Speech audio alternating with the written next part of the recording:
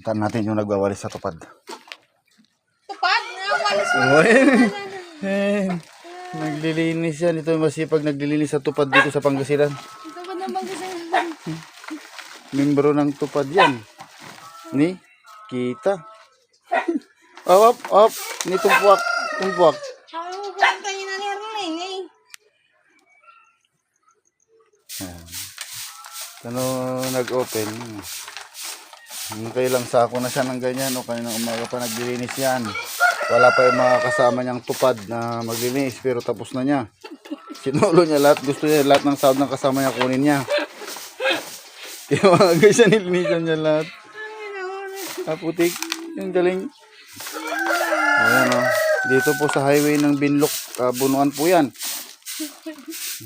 Nagbaba house to house yan. Nagwawalis. Siyempre pagtupad, pabilisan yan. Pasipagan po yan, no? Akala ko nagpipicture lang yung tupad. Oo. Ayan yung tupad. Yung masipag na taga-linis na ano, sa kalsada. Duro. Tupad. Marami siyang lilinisan, no? Oo, tutuparin ko pangako ko sa'yo na habang buhay mamahalin kita Tupad. kahit 5 kilo. Tupad, oh, tupad. Ayan, linis talaga. Pang ilang bahay na po ba ito? Pinagtripan mo dito.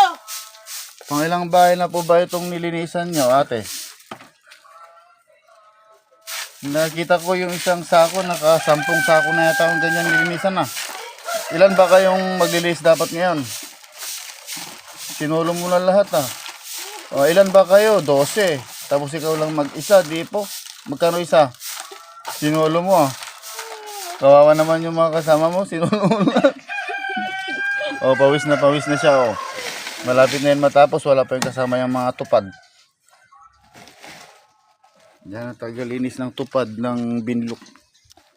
Tutuparin kong pangako kung iibigin kita habang buhay kahit lasinggero ka gago. Ganun ba yun? Oh, ayan o, naglilinis ng bakuran. Si ate o, sipag. Sipag si ate. Talagang naglilinis o. Malinis yung malinisan niya o. Oh, ayan. Malapit na yun matapos. O, yan na lang mga ate.